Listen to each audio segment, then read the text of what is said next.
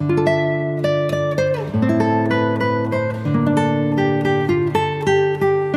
Guys, welcome back to my channel. So guys, आज मैं आपके लिए लेके आया हूँ रिवेंज ऑफ अदर्स के एपिसोड 2 के एक्सप्लेनेशन। अगर आपने इससे पहले के एपिसोड नहीं देखे तो आप उन्हें हमारे चैनल पर जाके देख सकते हैं, और साथ ही मैं उन वीडियो के लिंक नीचे डिस्क्रिप्शन में भी दे दूंगा, तो आप उन्हें भी चेकआउट कर सकते हैं। और मैं आपको रैंडम सीन हटाकर मेन स्टोरी के हिसाब से एक्सप्लेन करूंगा।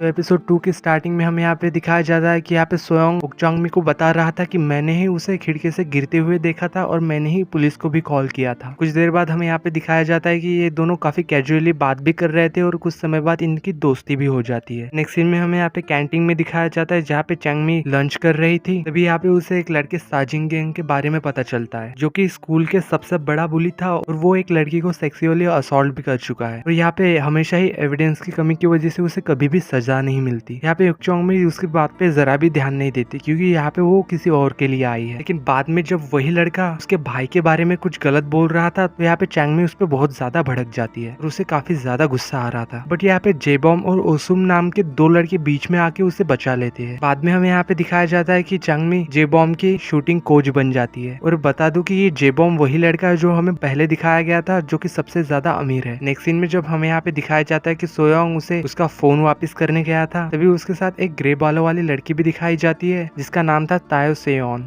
ये तीनों ही दोस्त थे। तभी यहाँ पे हमें दिखाया जाता है कि उसके फोन में काफी सारे ओकचोंगमी के मैसेजेस थे सेयोंग सुक के बारे में। तो यहाँ पे सोयोंग सोच में पड़ जाता है कि ये वॉनसॉक में इतनी इंटरेस्टेड क्यों है। नेक्स्ट सीन में हमें यहाँ पे दिखाया जाता है कि जेबॉम को कुछ समय पहले कोमा में जाने की वजह से उसका मेमोरी लॉस हुआ था। और यहाँ पे हमें ये भी पता चल जाता है कि जेबॉम को ओकचोंगमी पसंद आने लगी है। आगे हमें दिखाया जाता है कि यहाँ पे सोयोंग जेबॉम और ओकचोंगमी को साथ में देखता है, बट यहाँ पे वो उसे घूर के देख रहा था। बाद में जब हमें यहाँ पे दिखाया जाता है कि सोयोंग उससे पूछ रहा था कि तुम जेबॉम को कैसे जानती हो, बट यहाँ पे चैंगमी उसे कुछ भी नहीं बताती और वहां से जाने लगती है। नेक्स्ट सीन में हमें यहाँ पे दिखाया जाता है कि सोयोंग का सिर क्लास में बहुत ज्यादा दर्द कर रहा था, इसलिए वो अचानक से दौड़ के वॉशरूम में चला जाता है और उसके पीछा करते हुए ओकचोंगमी भी उसके पीछे चली जाती है। बट यहाँ पे वो बॉयज वॉशरूम के अंदर आ चुकी थी। तभी यहाँ पे बाथरूम में अचानक से ब्लड आने लगता है और यहाँ पे वो घबरा जाती है कि सोयोंग को कुछ हो गया है। और यहाँ पे काफी जोर से सोयोंग सोयोंग चिल्ला रही थी। तभी यहाँ पे बगल वाले वॉशरूम से सोयोंग बाहर आता है और वो भी यहाँ पे देखता है कि वॉशरूम के अंदर से ब्लड आ रहा है। जब यहाँ पे वो वॉशरूम के अंदर जाके देखता है तो यहाँ पे वही लड़की थी जिस लड़की को सेक्सुअली असॉल्ट किया गया था, मिनसो नाम था उसका। और यहाँ पे उसने अपनी नस काट ली थी। बाद में यहाँ पे काफी हंगामा होता है, एक एम्बुलेंस आती है और उसे हॉस्पिटल ले जाया जाता है। यहाँ पे नेक्स्ट सीन में हमें दिखाया जाता है कि पुलिस यहाँ पे सोयोंग और चांगमी का अलग अलग बयान ले रही थी। तभी यहाँ पे वही वाली फीमेल डिटेक्टिव यहाँ पे चांगमी से कहती है कि अपने भाई की मौत से दूर रहो और थोड़ी सेफ भी रहो। इन सब में क्यों पड़ रही हो? तुम्हारे आगे तुम्हारी पूरी जिंदगी पड़ी हुई है, तुम इन सब में क्यों उलझना चाहती हो? तुम जितना ज्यादा इन सब से दूर रहोगी उतना ही तुम्हारे लिए अच्छा होगा। अगर तुम इन सब में एक बार इन्वॉल्व हो गई तो वापस जाने के लिए कोई भी रास्ता नहीं रहेगा। बट यहाँ पे चांगमी किसी से डरने वालों में से थोड़ी थी, वो यहाँ पे पता करके ही रहेगी कि उसके भाई को किसने मारा, इसलिए वो यहाँ पे डिटेक्टिव की बातों पे जरा भी ध्यान नहीं देती। लेकिन हमें यहाँ पे ये भी दिखाया जाता है कि जब जब उस लड़की के जिसके साथ सेक्सुअल असॉल्ट हुआ था उसकी बात जब होती है, तब यहाँ पे ताय सोयोंग हमेशा ही अपसेट दिखाई देती है। बाद में ताय सोयोंग ही होंग जेहुन के कहने पर ही ओकचोंगमी से मिलने भी जाती है। बट यहाँ पे चांगमी ने उसे पहचान लिया था और उससे यिनसॉक के बारे में पूछने पर ताओ सेयोन यहाँ पे चांगमी से कहती है कि अगर तुम वॉनसॉक के बारे में पता करना चाहती हो तो तुम गलत इंसान को पीछे पड़ी हो, तुम्हें इंसोमी को ढूंढना चाहिए। यहाँ पे हमें नेक्स्ट सीन में दिखाया जाता है कि यहाँ पे चांगमी इंसोमी से मिल रही थी और उसे यहाँ पे ये पता चलता है कि उसका भाई यानी कि वॉनसॉक भी बाकी स्टूडेंट्स को बहुत बुरी तरह बुली करता था। आगे हमें यहाँ पे दिखाया जाता है कि तान सोयोन जियोनसुक से मिलने गई थी और उससे कह रही थी कि मैं उस रेपिस्ट को इस स्कूल से बाहर करके रहूंगी। और तभी हमें यहाँ पे कुछ फ्लैशबैक के सीन दिखाया जाता है जहाँ पे उसे भी काफी बुरी तरीके से बुली किया गया था और यहाँ पे उसे इतनी बुरी तरीके से बुली किया जाता था कि उसे हॉस्पिटलाइज होना पड़ता था।